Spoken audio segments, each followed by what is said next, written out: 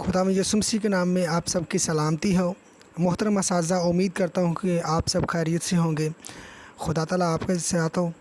तो जैसे कि हम स्टडी कर रहे हैं चैप्टर जो है जनरल साइंस के ग्रुप में सोशल स्टडी पे वर्क कर रहे हैं। तो आज हम चैप्टर करेंगे, इस वीडियो में जो जिक्र करेंगे वो है चैप्टर नंबर 3। पहली वीडियो चैप्टर नंबर 1 और चैप्टर नंबर 2 की अपलोड होगी है, आप वहाँ से चेक कर सकते हैं जिन लोगों ने नहीं अभी तक देखी। ठीक है जी।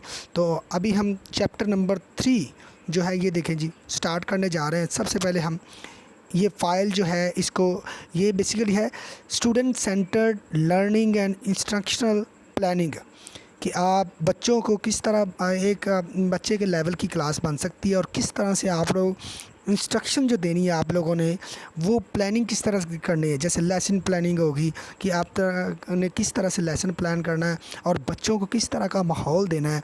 तो बेसिकली ये यूनिट इस चीज़ के मुतालिक है। ठीक है जी। उम्मीद करता हूँ कि आपको समझ आ गई कि यूनिट किस चीज़ के मुतालिक है, उसके मुताबिक हम सवालों के जवाब देंगे। ठीक है। तो सबसे पहले हम डाउनलोड करते हैं ये फ़ाइल मैंने पहले वैसे डाउनलोड की हुई है। देखते हैं क्या कहते हैं जी। ये फ़ाइल मैंने पहले डाउनलोड की है, मैं दिखा देता हूँ आपको। ठीक है। चैप्टर 3, ठीक है जी। ये देखें जी, चैप्टर 3 की ये फ़ाइल मैंने पहले से डाउनलोड की हुई है।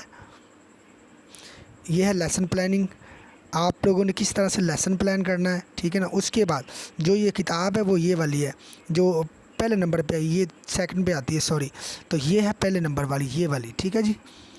तो ये आप लोगों ने इस तरह से डाउनलोड कर लें। डाउनलोड करने के बाद आप लोगों ने यहाँ पे जो है दोबारा कंटिन्यू कर लेना। कंटिन्यू करने के बाद वैसे आपकी फ़ाइल ओपन हो जाएगी ऑटोमेटिकली, लेकिन यहाँ पे आपकी फ़ाइल आपके सामने ओपन नहीं हुई है क्योंकि मैंने पहले से डाउनलोड की, इसलिए मुझे कंटिन्यू जाना होगा, वरना आप लोगों ने बैक करनी होगी उसको। ठीक है जी। तो अब सेकंड नंबर पे reflection and feedback on previous concept.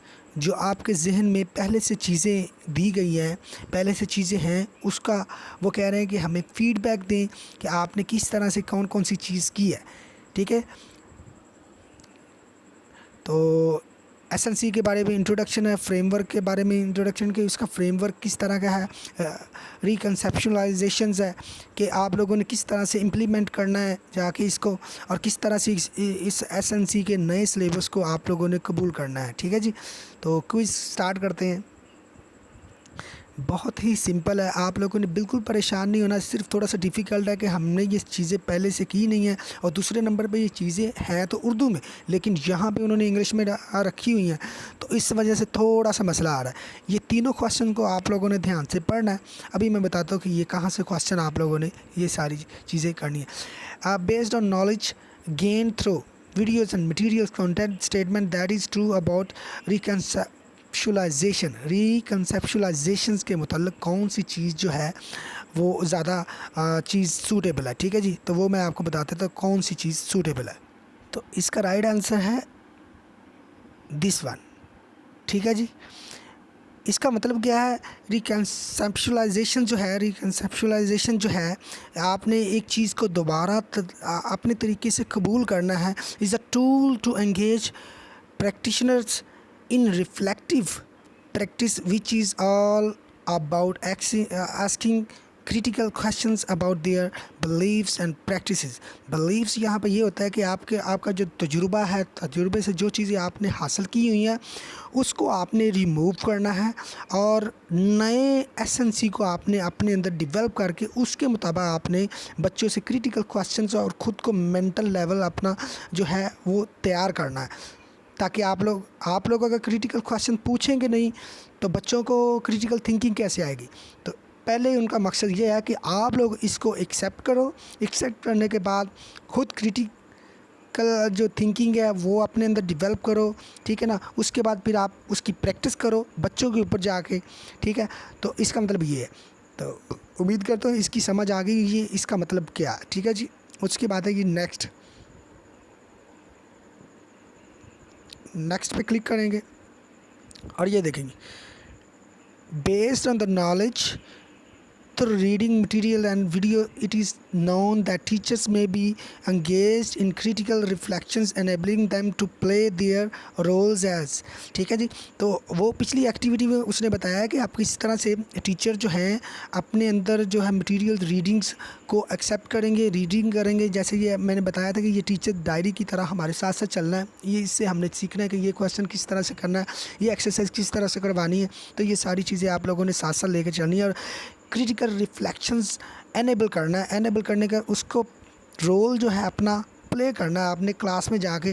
वो किस तरह से करेंगे, अपने जो है मेथडोलॉजी के तरीक़ा से, जो आपने पेडागोजीज़ तैयार किए हैं, जो आपके मेथडोलॉजी ट्रिक्स हैं, स्ट्रेटजी हैं, उसके मुताबिक आप लोगों ने इसमें करना है। ठीक है जी। उसके बाद आपने एनेबलर बनना है, ऑब्ज़र्वर नहीं बनना है कि ऑब्ज़र्व करके बैठे, चुप करके बैठे रहे और ऑब्ज़र्व करते रहे, ये नहीं बनना है। आपने बच्चों खुद भी एनेबलर बनना है और बच्चों को भी इस एनेबल बनाना है कि इसको एक्सेप्ट करें और चीज़ें ज़्यादा से ज़्यादा अच्छे तरीके से सीखें।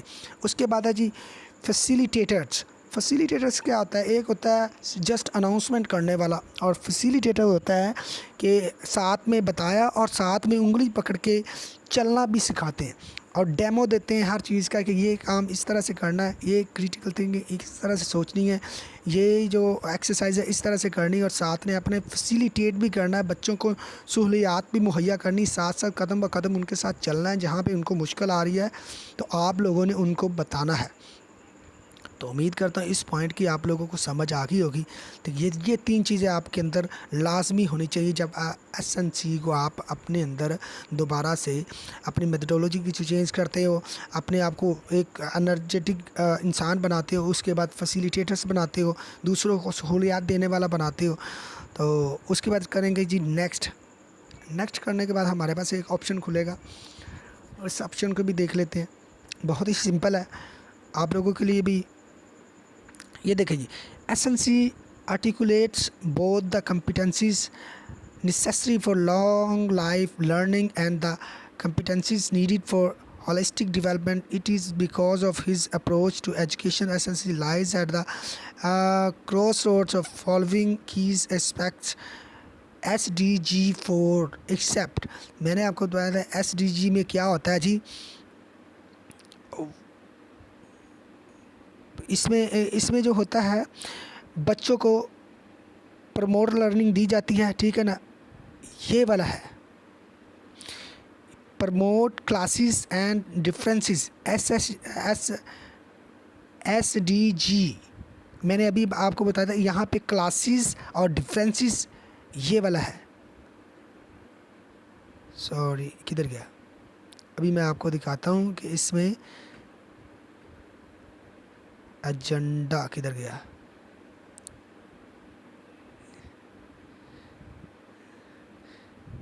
ये एजेंडे का ये ज़रा नोट करना है आप लोगों ने। क्लासेस यहाँ पे वो वाली क्लास नहीं है, ये ऐसे अपर क्लास लोअर क्लास है, ये वो वाली क्लास है जो जैसे मिडिल क्लास है, लोअर क्लास है, अपर क्लास है। ये वो वाली क्लास है जो आपके डिस्क्रिमिनेशन पैदा करती हैं कि ये अमीर है, ये गरीब तबका है। तो ये क्लासेस और डिफरेंसेस जो हैं इसको और जो है ना SDG 4 में बयान किया गया है जी। ठीक है जी। तो इसका मतलब ये है promoting classes and differences. Classes को ख़त्म करके उन्होंने सबको इक्वल लेवल पे ले आए हैं। जो उनके वो जो मसलन ये गरीब था, ये अमीर है, ये मदरसे में पढ़ता है, ये स्कूल में पढ़ता है, ये प्राइवेट स्कूल का है। तो ये क्लासेस जो है जो डिस्क्रिमिनेशन पैदा कर रही हैं इसको SNC ने कर दिया है ख़त्म करने के बाद क्या किया है SDG 4 के मुताबिक इन चीज़ों को कर दिया ख़त्म। अमीरी गरीबी ख़त्म कर दी है और उसके बाद क्लासेस को ख़त्म कर दिया और डिफरेंसेस जो था कि मदरसा के बच्चे कुछ और पढ़ रहे हैं, स्कूल के बच्चे कुछ और पढ़ रहे हैं, प्राइवेट स्कूल के बच्चे कुछ और पढ़ रहे हैं और अपर क्लास के लोग जो वो कुछ और पढ़ रहे हैं। तो उन्होंने वन नेशन वन करिकुलम का ये जो स्लोगन है हमें दिया है। तो उसका मतलब यही है कि उन्होंने तबकात को मद्देनज़र रखते हुए हर चीज़ को ख़त्म करके एजुकेशन को सबसे अबव रखा है और एज ए कौम की तौर पे देखा है। फिनिश्ड अटैम्प्ट करते हैं जी। ये आपका दरअसल असेसमेंट्स हैं और आपके मुतल्लिक़ पूछी जाने वाली चीज़ें हैं, ठीक है ना। अब है reflections and feedback on previous concept, ये आप लोगों ने कर लिया। अब यहाँ पे सबमिट ऑल एंड यहाँ पे फिर सबमिट ऑल एंड फिनिश आप जब करेंगे तो उसके बाद उम्मीद करता हूँ कि आपको समझ आ रही है, ठीक है ना। समझ आ रही है तो वीडियो को लाइक कर दें। फिर ये देखें जी, ये आपका वो जो है सारा प्रोसीजर है, ये आपके आंसर के क्वेश्चंस हैं। और ये देखें जी, यहाँ पे आपने कर देना है फिनिश रिव्यू। उसके बाद 3.2 है। अब हम आगे यहाँ से जाएंगे नीचे से की प्रिंसिपल्स, यहाँ पे क्लिक करेंगे 3.3 एक्सरसाइज पे। तो यहाँ पे ये आ जाता है की principal theories underpinning student centre learning. तो ये देख लें जी, student centre learning, teacher centre learnings with student centre learnings. तो इसको आपने ध्यान से पढ़ रहे हैं। इसी में से अब आगे जो क्वेश्चन है थोड़े से 2-3 क्वेश्चन आने हैं, वो इसी में से आने हैं। ये देखें जी आप, ठीक है। ये इसको आपने ध्यान से पढ़ा, उसके बाद आपने नेक्स्ट कर देना है, ठीक है जी।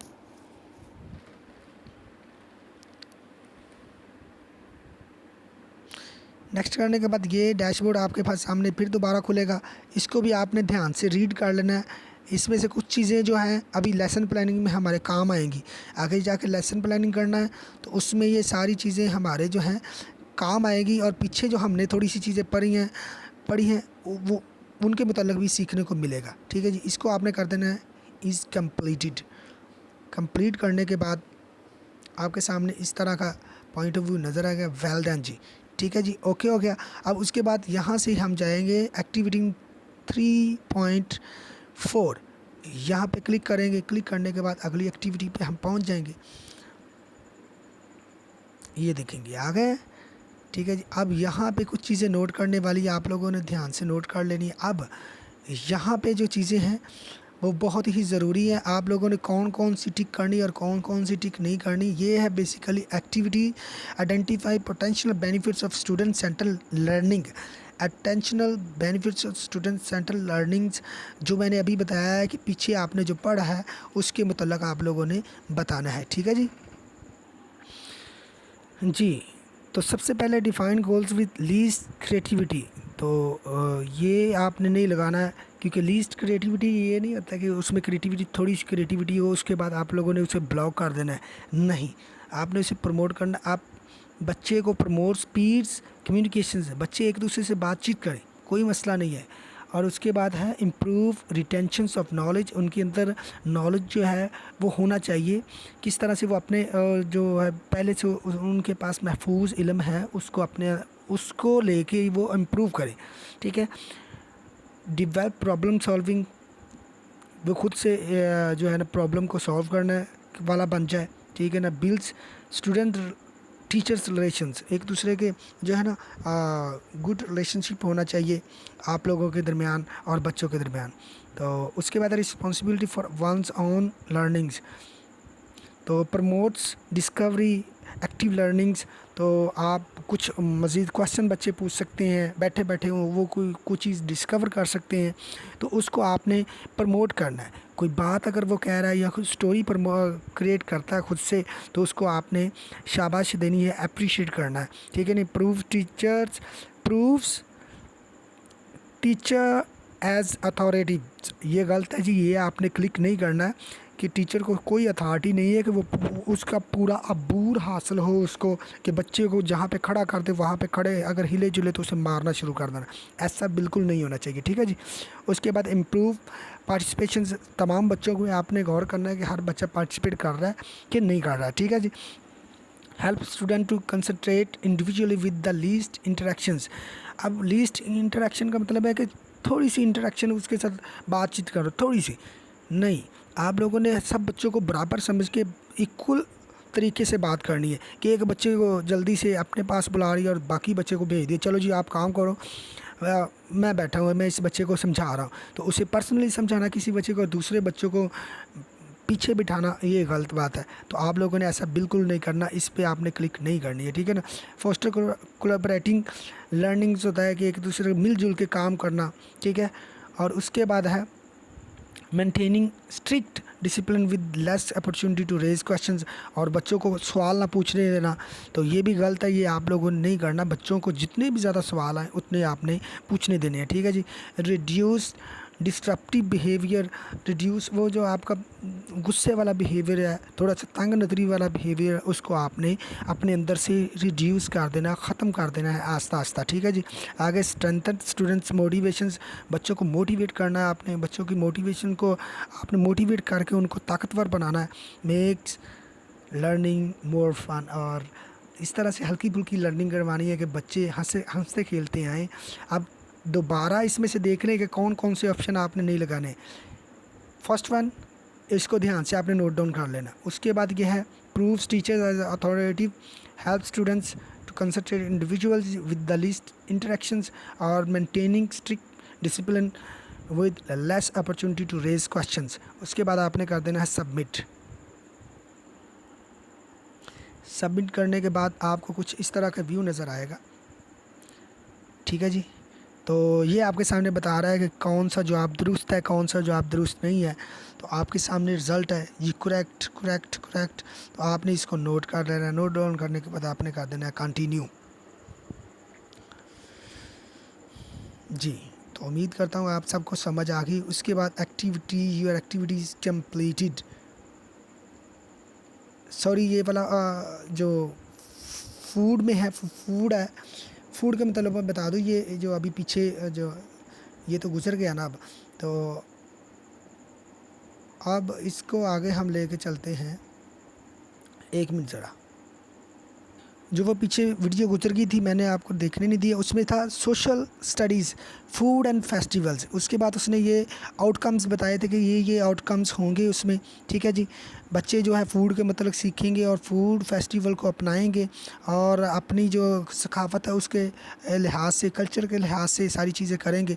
और उसने बताया था कि फ़ेस्टिवल जो है, आगे उसने बताया कि ग्लोब्स है मेरे पास, और ये पूरी दुनिया है, और पूरी दुनिया, हर मुल्क जो है अपनी कोई ना कोई पहचान रखता है। उसके बाद हर मुल्क की अपनी कोई खाने की पहचान है, और हमारे मुल्क में जो है चारों सूबों की, पांचों सूबों की अपनी अपनी खुराक के लिहाज से पहचान है। जैसे वो कहती है कि फ़ूड क्या है आपकी नज़र में, तो फ़ूड आपने बता दिया कि खाने के लिए, ज़िंदा रहने के लिए बहुत ज़रूरी चीज़ है।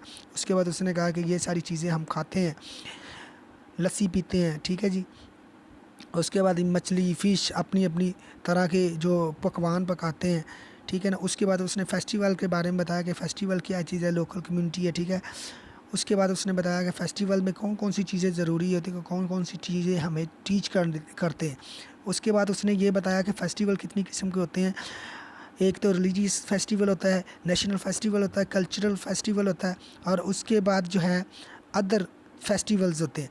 तो इसमें जो उसने नेशनल फेस्टिवल हैं इस वीडियो में उसने मिस कर दिए हैं। इस वीडियो में उसने नेशनल फेस्टिवल की डिटेल नहीं दी, और ना ही नेशनल फेस्टिवल के बारे में उसने ज़िक्र किया है। तो उम्मीद करता हूँ कि आपको इस वीडियो की समझ आ गई होगी। उसके बाद उसने बताया है कि ये देखें जी, ईद पे क्या क्या चीज़ें होती है। जब ईद का नाम हमारे जहन में आता है तो हमारे जहन में पकवान किस तरह से चलते हैं, तो फेस्टिवल के साथ फूड को रिप्रेजेंट किया जाता है। ये देखें जी, मेले पे ये शब बारात है, फेस्टिवल, कल्चर फेस्टिवल, ठीक है जी, मेला चरागा, लोग मेला, ये सारी चीज़ें होती हैं। तो उसके बाद हमारे पास ये रिज़ल्ट आ जाता है, ठीक है जी, ये वाला। ओके हो गया जी। उसके बाद हमने करना go to course video 3.1, return to, ये देखते हैं इसमें क्या उसने कहा। 3.1 पे रिटर्न हो जाए, activity deletions in progress.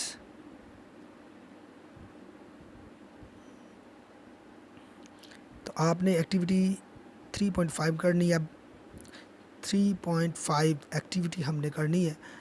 Basically ये एक्टिविटी जो है 4 मुकम्मल नहीं हुई थी, मैं इसलिए देख रहा था कि ये क्या इसमें मसला, कोई मसला तो नहीं आ गया। तो अभी हम देखते हैं, नीचे से 4 पे जाते हैं दोबारा। सॉरी ज़रा आपको डिस्टर्ब कर रहा हूँ। आपने भी देखा होगा कि उसकी परसेंटेज थोड़ी सी कम आई थी।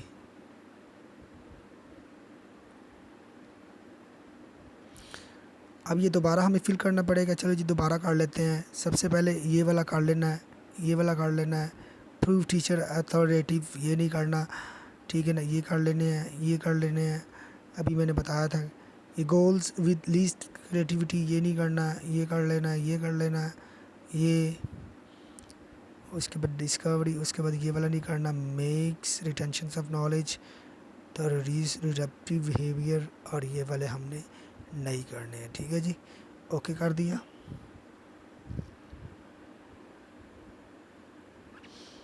हाँ जी, ओके करने के बाद ये हमारे पास आंसर आ गए। कंटिन्यू कर देना। सॉरी ये दोबारा कर रहा हूँ आपको, उम्मीद करता हूँ कि आप लोगों को भी जहन में आ गया होगा क्या चीज़ रहेगी। ये आपने वीडियो देखनी है जी, ठीक है। वीडियो देखने के बाद आपने नीचे कंप्लीट एक्टिविटी पे क्लिक कर देना है।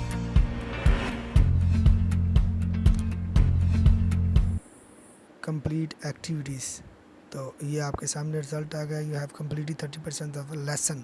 हाँ, लेसन जो है हमने कंप्लीट कर लिया। उसके बाद हम जाएंगे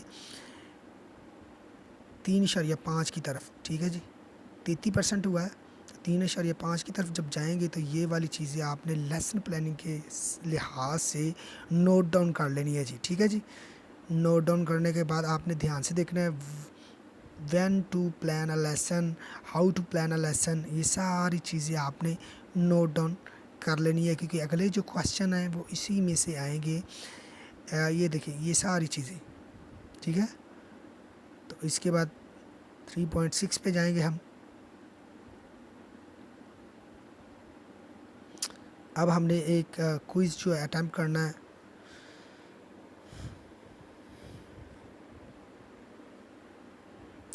क्विज़ में क्या है जी, हाँ जी, अब इनकी डिटेल आपने देनी है कि सबसे पहले जो लेसन प्लानिंग में सबसे पहले क्या चीज़ आती है। तो सबसे पहले हमारे पास आते हैं जी आउटकम्स आते हैं। ठीक है जी, लर्निंग आउटकम्स हम सबसे पहले अपने जहन में रखते हैं कि बच्चों को हमने किस तरह से पढ़ाना है, किस तरह से हमने जो है इनको सारी चीज़ें सिखानी है। ठीक है जी, तो नंबर 2 पे जो आता है वो होता है आपने पढ़ाना किस तरह से, कौन सी मेथडोलॉजी यूज़ करनी है, किस तरह से आपने प्लान किया है, लर्निंग प्लान किस तरह से बनाया है, सेशन को सीक्वेंस क्या होगा, टाइप क्या होगी, टाइम कितना लगेगा, तो ये आपने मैनेज करना होता है दूसरे नंबर पे। ठीक है जी, उसके बाद जी तीसरे नंबर पे आता है कि जैसे आपको बुक चाहिए या चार्ट चाहिए या कुछ चीज़ मटेरियल चाहिए तो आप और रिसोर्स से आप रिक्वायर कर सको, मंगवा सको। ठीक है जी, उसके बाद तीसरा जो है वो है चौथा जो है वो है असेसमेंट। डिटेल आप सामने आ रहा हूँ, मैं डिटेल वाइज इसलिए चल रहा हूँ ताकि आपको पता चल के पहले नंबर पे क्या चीज़ आती है, दूसरे नंबर पे लेसन प्लानिंग में क्या चीज़ आती है, तीसरे पे, चौथे पे और पाँचवें पे क्या चीज़ आती है। और हमारे पास एवेल्यूएशन बच जाता है। एवेल्यूएशन होता है कि आप एवेल्यूएट करें, बच्चों से पूछें। जब पूछते हैं तो असेसमेंट जो होती है, असेसमेंट के बाद एवेल्यूएशन होती है। एवेल्यूएशन में आपको पता चल जाएगा कितने % बच्चों ने ये काम मुकम्मल किया है जी। ठीक है जी, उसके बाद फिनिश्ड अटैम्प्ट, बहुत ही सिंपल है, डोंट वरी, किसी किस्म की परेशानी नहीं लेनी आपने। तो उम्मीद करता हूँ कि ये एक्टिविटी जो है आपको यहाँ से आप सबमिट ऑल फिनिश, और यहाँ से आपने कर देना मुकम्मल। तो ये आपका जो है चैप्टर नंबर 3 का क्विज़, ये देखिए आपके सामने रिज़ल्ट है, ये देखिए जी। ठीक है जी, तो ये सारी चीज़ें यहाँ से फिनिश कर देना है, फिनिश रिव्यू। उसके बाद ये चीज़ें जो अभी अभी आपने पढ़ी अगले चैप्टर में भी हमारे काम आई, इसलिए मैं कह रहा हूँ कि आप लोगों ने अगले चैप्टर के लिए भी तैयार होना है। अब सी सैम्पल लेसन प्लान, वही सैम्पल लेसन प्लान था जो मैंने स्टार्टिंग में वीडियो में बताया था। जब 2 फाइलें खोली थी तो पहले नंबर पे जो है फ़ाइल निकल आई थी। तो ये वाला यू है PDF unit 3 sample lesson plan, ये मैंने पहले से डाउनलोड किया हुआ है। ये देखिए जी, PDF 3 सैम्पल लेसन प्लान। और उसके बाद ये 1 क्यों आ रहा है, 1 इसी वजह से आ रहा है क्योंकि मैंने पहले से डाउनलोड किया हुआ है, फिर भी मैं डाउनलोड कर लेता हूँ। उसके बाद ये देखें जी, इस तरह से फॉर्म आपके सामने खुलेगा। तो ये एक अच्छा लेसन प्लान उन्होंने तैयार किया हुआ है कि जो जिसके मुताबिक आप कर सको। डेट लिखनी है, क्लास लिखनी है, नंबर ऑफ़ स्टूडेंट लिखने हैं, सब्जेक्ट लिखना है, यूनिट टॉपिक लिखना है कि यूनिट कौन सा है। उसके बाद किताब कौन सी है, उसके बाद ऑब्जेक्टिव लर्निंग आउटकम लिखने हैं कि आपने इस जो आप टॉपिक पढ़ाने जा रहे हो इसमें क्या क्या चीज़ें आप पढ़ाओगे और उससे क्या क्या बच्चों में सीखने के लिए मिलेगा और बच्चों के अंदर एबिलिटी कौन सी बढ़ेगी। ठीक है जी। उसके बाद जी नंबर पे है पेडागोजी। पेडागोजी का आप तरीका तदरीस आप कौन सा अपनाओगे और किस तरह से आप तरीका तदरीस अपना के उसको डेवलप करोगे चीज़ें। प्रीवियर नॉलेज आपके जो बच्चों के अंदर पहले से नॉलेज है उसको किस तरह से आप निकालोगे, ठीक है ना, और अपने अंदर से नॉलेज बच्चों में किस तरह से डिवाइड करोगे। इंस्ट्रक्शन रिसोर्सेज एंड मटेरियल्स, किस तरह से आप बच्चों को क्या है जी ऑडियो दिखाएंगे, वीडियो दिखाएंगे या चार्ट दिखाएंगे, क्या चीज़ दिखा के या ग्रुप एक्टिविटी करवाएंगे किस तरह से। उसके बाद है जी assessment. How will I know students have learn the topic concept in depth. तो असेसमेंट करने के बाद उससे पता चल जाएगा कि बच्चे कितना सीखे हैं और कितना उन्होंने पिक किया है मुझे, और मुझे मेथडोलॉजी चेंज करनी पड़ेगी या क्या चेंज करना पड़ेगा। ठीक है जी। उसके बाद असेसमेंट 3.7 कर लेते हैं असेसमेंट। तो असेसमेंट में आ जाते हैं अटेम्प्ट क्विज़। अब जो असेसमेंट आप लोगों ने की है उसके मुताबिक आप क्वेश्चन आए हैं। तो सबसे पहले ये देखें जी, सबसे पहले इसको गौर से देखें। Key features of student central learning are check all that apply. तो ये कौन सी थी, ये मैं आपको अभी बता देता हूँ कि ये कौन सी थी। ये देखें जी, ये सॉरी किधर चला गया, ये इसके पीछे था एक, वो मिस हो गया जिस पे वो लिखा हुआ था। ठीक है जी। एक शक्ल सी बनी थी, नीचे बच्चे बैठे हुए थे, वो वाला 1 मिनट में ज़रा निकाल लो ज़रा से गया। अब पीछे जाना पड़ेगा तो ये एक्टिविटी क्लोज हो जाएगी, इसलिए मैं आपको बताता हूँ कि इसमें आंसर अब क्या करने। तो सबसे पहले बच्चों में जो डेवलप करना है वो ये है कि स्टूडेंट सेंटर्ड क्लास में क्या होता है, लर्निंग किस तरह से होती है। Students collaborate with each other, एक दूसरे से मदद मांगे, एक दूसरे को मदद जो फ्राहम करें, किसी चीज़ की किसी बच्चे को ज़रूरत है तो वो उसे दें, कुछ मशवरा लें। तो ये उनके अंदर ये चीज़ें होनी चाहिए। और क्रिएटिविटी इज़ इनकरेज, और उनके अंदर जो एबिलिटी है, क्रिएटिविटी है, उसको बाहर निकालना है आप लोगों ने। ठीक है। और students learning by direct coaching from teachers, तो ये नहीं आपने लगाना है। डायरेक्ट कोचिंग क्यों लेंगे जी। स्टूडेंट्स इंडिपेंडेंट लर्निंग, तो ये कर लेंगे जी। स्टूडेंट इंडिपेंडेंट लर्निंग, वो अपनी मर्ज़ी से पढ़ेगा कि क्या चीज़ उसने पढ़नी है। Student is feedback is not encouraged, feedback जो है उनको देना चाहिए, इनकरेज होता है, नॉट नहीं होता है। नॉट इनकरेज नहीं होता, इनकरेज होता है। ठीक है जी। तो उम्मीद करता हूँ इसमें इस टॉपिक में आपको पता चल गया होगा कि कौन सी चीज़ आपने टिक नहीं करनी है। ठीक है। उसके बाद some of components of a good lesson plan are, तो अभी हमने यहाँ पे एक वो खोला था, इसमें सबसे पहले ऊपर तो टॉपिक तक चला गया। उसके बाद एफ़ वाला खाना देखे जी, ऑब्जेक्टिव्स हैं, पेडागोजी है 6 में, और जो है उसके बाद क्या इसमें बताया गया है, टाइम एलोकेशंस किधर चला गया, टाइम वाला यहाँ में पढ़ा था। Praevia knowledge of successful with,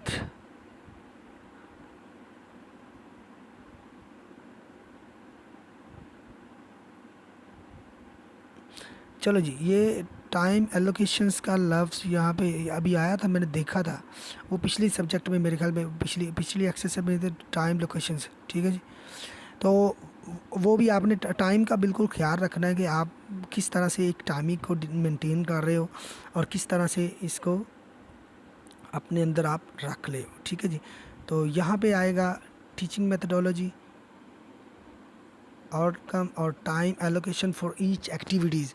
for example किसी एक्टिविटी के लिए 5 मिनट है तो आपने 5 मिनट रखने हैं, किसी के लिए 10 मिनट है तो आपने 10 मिनट रखने हैं। ठीक है जी। तो ये होता है टाइम एलोकेशंस, कि टाइम को मैनेज करना, टाइम टेबल बनाना है एक। उसके बाद आपने नेक्स्ट कर देना है। नेक्स्ट करने के बाद ये वाला आया जी। तो ये सारी अप्रोच जो है ये स्टूडेंट सेंटर लर्निंग के बारे में हम पढ़ रहे हैं। ये देखिए ऊपर student centred learning and instruction planning. ठीक है। तो ज़ाहिर सी बात है यही आएगा। उसके बाद नेक्स्ट करेंगे। नेक्स्ट करने के बाद आपने यहाँ पे आप चीज़ें नोट करनी है। Which one of the following is not an instruction resource. तो यहाँ पे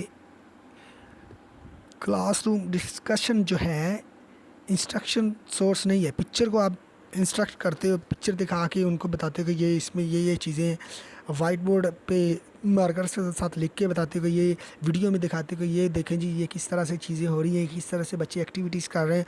क्लासरूम डिस्कशन जो होती है ये वो आप लोग बस एक दूसरे से बातें करते हो, उसमें इंस्ट्रक्शन तो कोई नहीं है ना, ठीक है ना। तो इंस्ट्रक्शन मीन्स कि वर्कशीट पे आपने किस तरह काम करना है जी। बच्चों को आपने बताना है कि वर्कशीट पे इस तरह से बेटा काम करना है, आपने टिक मार्क करनी है, आपने जो है आपने क्विज़ करने हैं, आपने दायरा लगाना है। तो ये होती है इंस्ट्रक्शन देना बच्चों को कि बच्चों मार्कर, ये एक बच्चे की एक्टिविटी करवानी वाइट बोर्ड पे, तो आप उसे बुलाओगे बेटा इधर आओ, वाइट बोर्ड पे मुझे करके दिखाओ, ठीक है जी।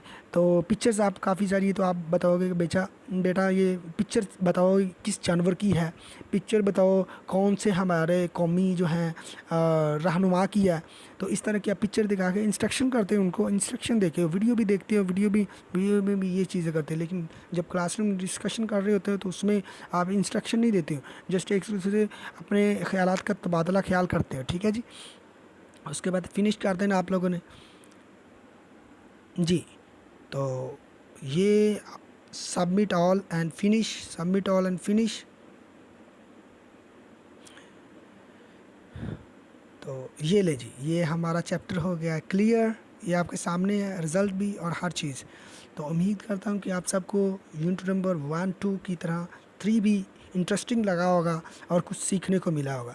अगर कुछ सीखने को मिला है तो वीडियो को लाइक करें, और मुझे आपने कमेंट सेक्शन में लाजमी बताना है कि इंटरेस्टिंग है, या कुछ सजेशन देना चाह रहे हैं तो मुझे आपने बताना है कि आप फॉर एग्ज़ाम्पल मैं लंबी कर रहा हूँ वीडियो, या इंस्ट्रक्शन ज़्यादा कर रहा हूँ, या बातचीत ज़्यादा कर रहा हूँ, तो आप लोग मुझे बता सकते हो कि ये आप इतना इतना करें, या कोई सजेशन दे सकते हैं आप मुझे, ताकि मैं नेक्स्ट वीडियो जो उसी लिहाज से बनाऊँ, ठीक है जी। और सब्सक्राइब लाजमी कर लेना। Thank you very much, God bless you. और यहाँ पे सॉरी ये एक रह गया था, फिनिश रिव्यू, ये आपने कर देना। उसके बाद एक सच रहती है, ये 3.8 रहती है डिस्कशन, ठीक है जी। हम पहले ख़त्म करने लगे थे discussions on unit lesson plan. उसके बाद 9 भी रहती है, वाह, ठीक है जी। अब आंसर द क्वेश्चन आपने देने हैं। तो इसके जो हैं आप लोगों ने वीडियो सारी देखी हैं, जैसे मैंने बताया कि वीडियो में ये चीज़ें आप लोगों ने भी क्लिक करके देखी होगी, ठीक है ना। आपने ओके कर देना। उसके बाद I recalls the all the concept, जैसे मैंने आपको बताया कि इस चैप्टर में क्या क्या चीज़ें हुई हैं, क्या क्या आप लोगों ने पढ़ा है, तो ये सारी चीज़ें मैंने बताई हैं, ठीक है। उसके बाद आप लोगों ने आई कंप्लीट ऑल द क्वेश्चंस, तो आपने कोई भी क्वेश्चन नहीं 3 चैप्टर में छोड़ा, सारे के सारे मुकम्मल किए हैं, ठीक है जी। उसके बाद LMS मटेरियल वाला भी आपने काम मुकम्मल कर लिया है। एडिशनल इन्फॉर्मेशन जो मैंने आपको बताई है वो एडिशनल इन्फॉर्मेशन होती है बेसिकली, तो इसके ऊपर आपने कर देना है क्लिक करने के बाद वो कह रहा है your answer have been save, thank you. उसके बाद कंटिन्यू कर देना। कंटिन्यू करने के बाद आपको इस तरह का डैशबोर्ड नज़र आएगा। ये देखें जी, अब तीसरा चैप्टर हमारा हो गया। ये तीसरा चैप्टर था student centre learning and instruction planning, lesson plan थे, इसमें कुछ चीज़ें थी। ये तीसरा चैप्टर हो गया। 4 चैप्टर के लिए आप अगली वीडियो में मैं आपको बताऊंगा किस तरह से 4 चैप्टर करना आपने। Hope you understand all things. Bye bye, take care, God bless you.